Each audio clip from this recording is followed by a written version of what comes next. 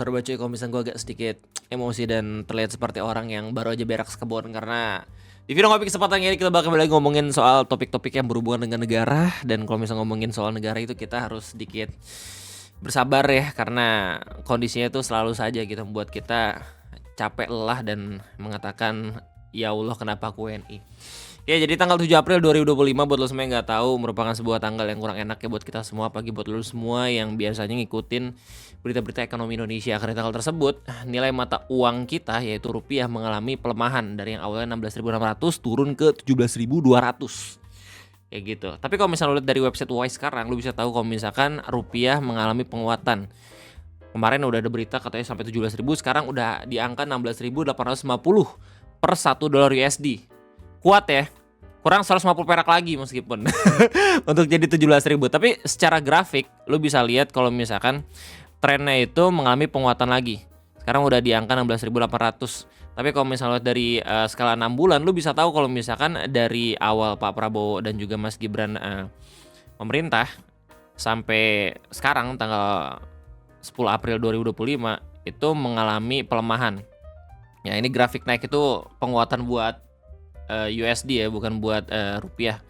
Dan di tanggal 7 April 2025 lu bisa lihat bukti kalau misalkan rupiah pernah menyentuh di angka 17.200. Lu penasaran gak sih gimana reaksi orang-orang ya, masyarakat kayak tercinta di berbagai macam belahan media sosial gitu.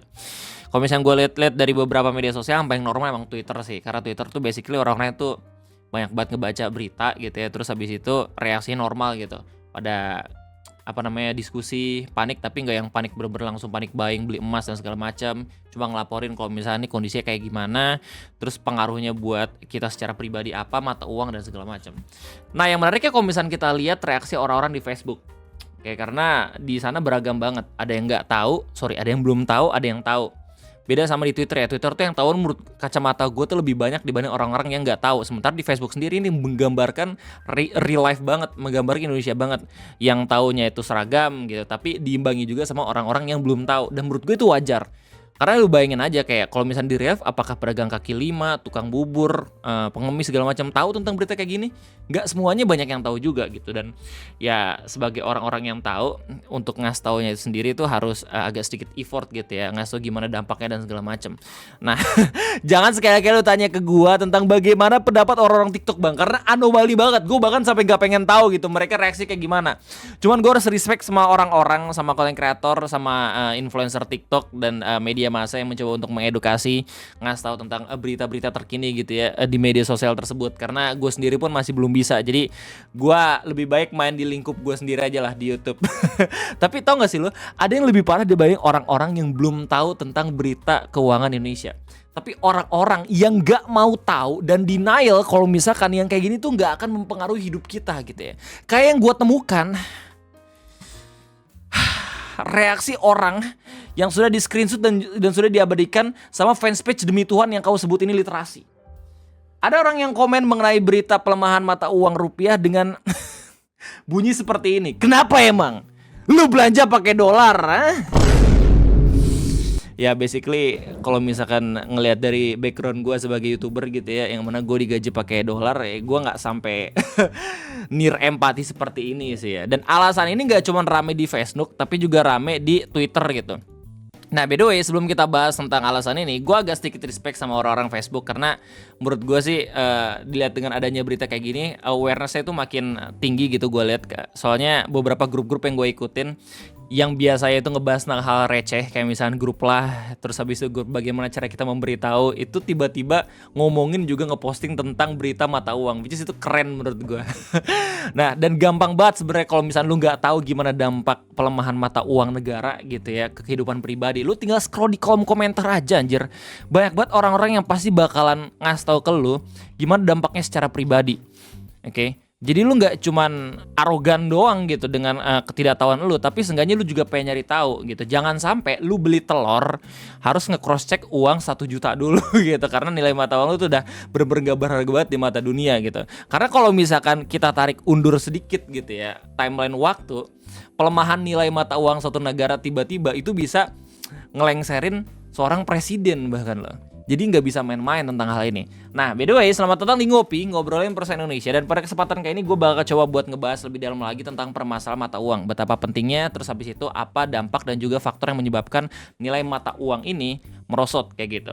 Ya, kita harus bersyukur karena emang udah mulai menguat gitu ya di angka 16.850. Tapi kalau misalnya lihat di berita atau artikel yang emang dibuat sama Wise sendiri, what are the weakest currency in the world? Indonesia menjadi peringkat ke-6 untuk nilai mata uang yang lemah di suatu negara gitu di dunia. Nah, di sini gue juga bakal ngambil referensi dari beberapa berita gitu bagaimana respon Bank Indonesia tentang pelemahan mata uang, dan menurut gue ini artikel bagus banget karena basically kita bisa tahu kalau misalnya pemerintah nggak tinggal diam aja. Dan Bank Indonesia katanya itu bakal melakukan suatu langkah-langkah strategis yang bisa menguatkan kembali nilai rupiah, oke? Ya gue juga berdoa juga berharap semoga negara kita baik-baik aja. Terus habis itu gue bakal ngambil berita dari Tempo yang berjudul nilai tukar rupiah tembus 17.000, di mana ekonom bilang alarm serius bagi otoritas moneter dan fiskal. Ini berita bagus karena gue bisa tahu faktor-faktor apa aja yang menyebabkan nilai mata uang melemah. Ada beberapa ahli-ahli keuangan yang emang ngasih pendapat soal ini gitu ya. Terus habis itu gue juga penasaran sebenarnya apa langkah konkret dan juga respon dari pemerintah terhadap hal tersebut. Ada satu artikel yang menurut gue menarik banget karena ini artikel ngejelasin tentang sebuah istilah yang lagi rame banget diomongin sama orang-orang Twitter gitu ya. Namanya TKDN atau tingkat komponen dalam negeri. Ini salah satu langkah yang diambil sama pemerintah biar seenggaknya Indonesia tuh bisa dilirik lagi sama investor. Terus ya gue sedikit iseng tentang IHSG. Indeks saham kita seperti apa gitu ya secara beberapa hari. Soalnya ini bakal berpengaruh juga sama berita yang ngasih tahu kalau Amerika sedang nerapin US tariff war gitu kan, si Donald Trump itu. Sekarang tuh lagi ramai banget perang tarif antara Cina dan juga Amerika, yang dimana Cina sendiri nggak mau tunduk gitu. Bahkan sampai naik-naikan tarif gitu. Terus Amerika udah dalam tahap mereka ngasih tarif tambahan ke barang-barang Cina sampai 105% ya ngasih. Terus Cina juga bakalan nambahin tarif buat Amerika sampai 80%. Terus bahkan sampai ngeblokir film-film Amerika. Tuh seru banget coy. Lu meskipun lu nggak tahu, nggak punya background tentang ekonomi gitu, tapi kalau misalnya ngeliat tentang berita-berita geopolitik tuh ya antara suatu negara-negara itu ngeri banget men. Seru menurut gua karena secara tidak langsung atau secara perlahan kejadian-kejadian kayak gini nanti bakalan mempengaruhi negara kita tercinta juga. Karena negara kita juga impor kan, ekspor juga kan, terus punya utang juga kan ke luar negeri. Jadi bakalan mempengaruhi banget, apalagi kalau misalnya ngomongin soal nilai mata uang. Oke, jadi kita bakal ngomongin soal faktor utama kenapa mata uang itu melemah. Baik lagi, gue harus ngasih tahu kalau misalnya gue nggak punya background ekonomi. Gue kalau misalnya kuliah itu cuma belajar ekonomi dasar doang. Jadi sebisa mungkin gue nyari informasi yang kredibel, which is itu dari berita. Dan di sini gue bakal coba buat nangkep dan juga ngambil beberapa faktor-faktornya berdasarkan pendapat ahli gitu ya. Salah satunya ahli keuangan dosen Universitas Islam Indonesia Lisya Endang Artiani. Di mana dalam berita ini dikasih tahu kalau misalkan penurunan nilai tukar rupiah biasa disebabkan oleh kombinasi faktor eksternal dan internal. Nah, di mana secara eksternal penguatan dolar AS akibat kenaikan suku bunga acuan atau the Fed, Federal Reserve, yang menjadi pemicu utama. Di mana investor global, kata beliau, cenderung menarik dana dari pasar negara berkembang seperti Indonesia untuk mencari imbal hasil lebih tinggi di aset berdemonisasi dolar. Kemudian beliau juga bilang kalau misalnya dari sisi eksternal, data ekonomi seperti neraca perdagangan, cadangan devisa, dan stabilitas politik juga turut menjadi pengaruh. Ketika investor mencium potensi instabilitas atau pelemahan ekonomi, maka tekanan terhadap rupiah meningkat. Ia juga menyebut permintaan musiman terhadap dolar turut menjadi pendorong anjloknya nilai rupiah.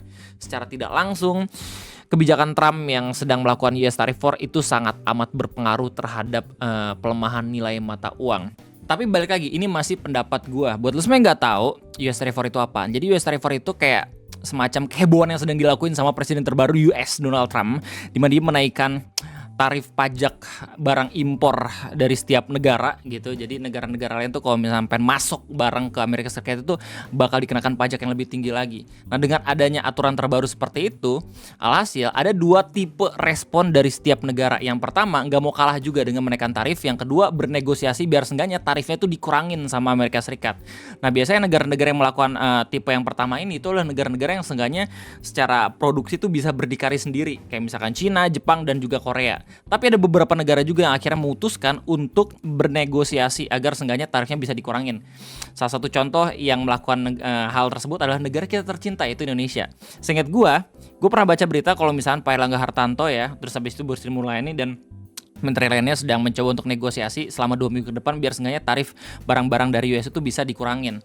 Dan salah satu keyword yang rame banget diomongin sama orang Twitter itu adalah pendapatnya Pak Prabowo untuk memfleksibelkan TKDN dalam merespon bagaimana US Tariff War ini. Jadi buat lo semua yang nggak tahu TKDN itu apaan. Jadi TKDN kalau misalnya gue lihat dalam berita ini merupakan tingkat komponen dalam negeri. Basically ini adalah sebuah aturan yang dibuat sama pemerintah biar barang-barang impor yang masuk ke negara kita itu nggak langsung semuanya atau jor-joran, dikasih kuota-kuota sendiri. Jadi produk dalam negeri bisa tetap bersaing karena peredaran barang impornya masih bisa ditahan gitu ya sama peraturan ini gitu. Tapi Pak Prabowo akhirnya memutuskan untuk menghapus aturan TKDN ini. Meskipun masih belum ada kepresnya, tapi seenggaknya aturan tersebut udah dikasih tahu via press conference. Jadi mungkin beberapa minggu ke depan bakalan terjadi gitu ya. Nah, dampaknya kayak gimana Bang Rey? Dampaknya barang-barang yang dibuat dalam negeri itu mungkin bakalan sulit bersaing karena barang-barang impor tuh bakal makin banyak gitu ya.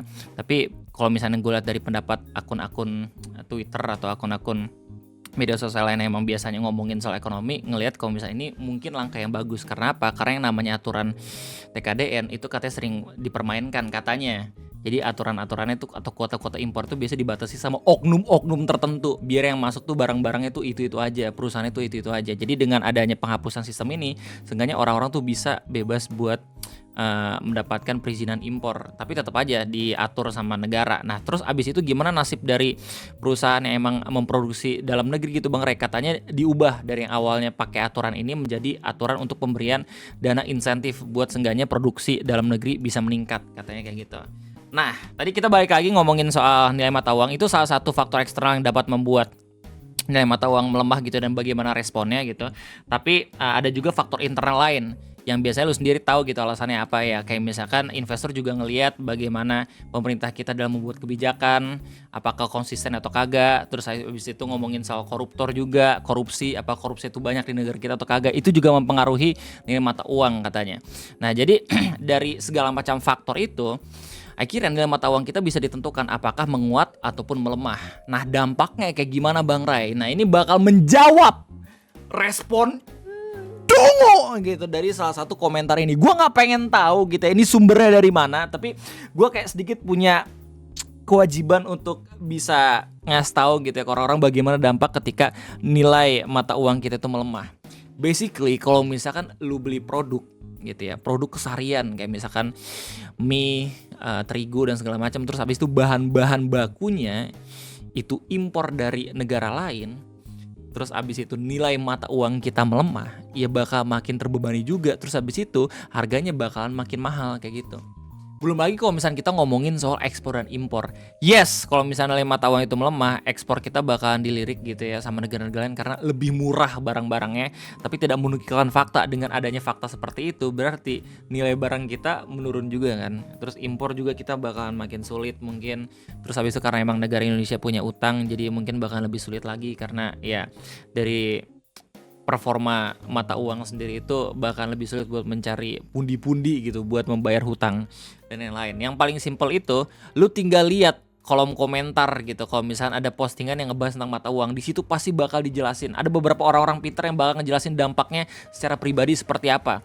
Atau enggak lu tinggal ke postingan yang emang dibuat sama Kevin Levis inilah di Twitter, dimana dia juga ngejelasin lewat captionnya gitu ya. Indomie yang lu sering makan itu bahan bakunya harus diimpor, bayarnya pakai dolar. Di zaman kayak sekarang ini biaya yang dikeluarkan untuk jadi orang yang apatis udah semakin mahal. Oh, ya ada sedikit roastingan ya, tapi wajar lah menurut gua karena orang-orang juga udah pada stres sama urusan pribadi sendiri gitu. Terus habis itu dikasih tanggung jawab biar seenggaknya ngasih tahu juga ke orang-orang yang emang bebal gitu loh ya, untuk tidak pengen tahu tentang masalah-masalah seperti ini. Terus dari kolom komentar kalian juga bisa ngejawab kayak gitu ya. Nih kan simpelnya lu nggak bisa belanja pakai dolar, tapi perusahaan-perusahaan yang produksi sembako lu belanja pakai dolar. Cuma negara kita semuanya produksi sendiri, which is impossible. Kurs dolar akan terus berdampak pada hidup kita.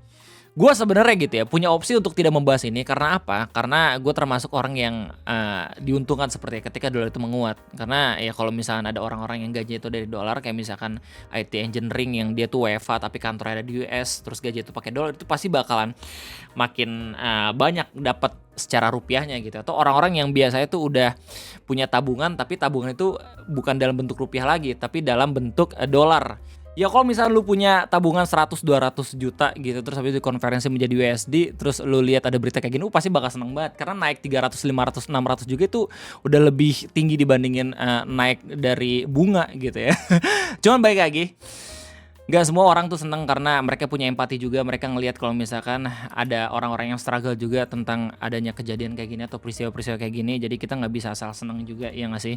Dan secara tidak langsung kita juga harus ngelihat dari POV atau sudut pandang yang lain. Mungkin bakalan berpengaruh positif terhadap pendapatan kita. Tapi kalau misalkan kita lihat dari kondisi negara dan negara itu justru bakalan ngerespon secara negatif, itu juga secara tidak langsung bakal ngebuat kebijakan-kebijakan yang mempengaruhi hidup kita juga pada akhirnya gitu ya. Jadi bakal sama-sama mempengaruhi gitu loh. Dan emang penting banget untuk kita tahu gitu, biar seenggaknya nanti ke depannya kita bisa punya strategi sendiri biar nggak terlalu berdampak, apalagi ngomongin soal nilai mata uang rupiah ini. Tapi di internet itu ada berbagai macam orang-orang dengan respon yang berbeda-beda gitu ya. Mungkin ada respon yang sesuai harapan lu gitu ya, sama-sama aware sama masalah ini. Biasanya orang-orang yang mainin saham juga tuh bakalan geleng-geleng kepala langsung mikir gitu, karena mereka juga naruh sebagian tabungannya buat jadi investasi jangka panjang tapi tiba-tiba merah gitu ya. Soalnya kalau misalnya kayak SHG juga kayak gitu kan. Nah tapi ada juga orang-orang yang lebih parah dibanding orang-orang yang nggak tahu. Tapi orang-orang yang nggak tahu dan nggak mau peduli, bahkan beranggapan kalau misalnya ini nggak berpengaruh secara tidak langsung ke hidup dia. Gak cuma 1-2 komen tapi banyak juga gitu. Seperti yang emang dikasih tau sama akun Dara ini. Nemu komenan begini ada yang ngingetin masih aja disanggah sama dia. Ini harusnya sih di TikTok ya atau di Instagram. Bagi gue yang hidup tinggal ya udahin aja. Ketemu nasi sama telur atau Indomie aja alhamdulillah. Yang mau protes silahkan, yang mau melanjutkan hidup dengan perjuangan juga silahkan. Begini ya, mau sampai kapan lu mengorbankan saudara-saudara di negara lu sendiri gitu ya untuk memperjuangkan hak hidup lu yang bahkan lu sendiri tuh ignorance. Jahat anjir lu kayak gitu. Seenggaknya kalau misalnya emang pengen terlihat netral gitu, jangan bilang seperti ini gitu ya. Doain kayak yang terbaik gitu, seenggaknya biar orang tuh tetap sehat, biar orang-orang yang emang ngekritik kebijakan itu kagak kenapa-napa gitu ya. Soalnya ngaruh juga men kritik lu gitu. Kalau misalnya pada akhir kritik itu bakalan dibarengin sama evaluasi negara dan juga pembuatan kebijakan gitu, bakal berdampak juga pada akhirnya ya sama nilai mata uang itu sendiri gitu. Terus habis itu ada yang balas kan, dolar naik harga Indomie bisa naik juga karena bahan Indomie masih impor dan beras juga impor. Dolar naik, Indomie juga bisa naik. Emang situ kira bahan baku Indomie full produsen lokal apa? Indomie nggak semahal gengsi. Ya intinya kita berdoa yang terbaik gitu ya buat negara. Meskipun kita tahu apakah negara itu berbuat baik juga sama kita, tapi seenggaknya jangan sampai kena negatif efek juga gitu ya buat kita secara pribadi gitu ya. Gimana pendapat lu semua? Silahkan tulis di kolom komentar. Mungkin ada yang lebih ngerti lagi terkait bagaimana nilai mata uang, kondisinya, terus habis itu dampak dan juga faktornya. Gue yakin banyak di antara lu semua yang punya background ekonomi. Jadi silahkan tulis segala macam komentarnya di kolom komentar. Sekali lagi terima kasih banyak udah nonton Ngopi. Kita ketemu lagi nanti di next stream dan next video. Sampai jumpa.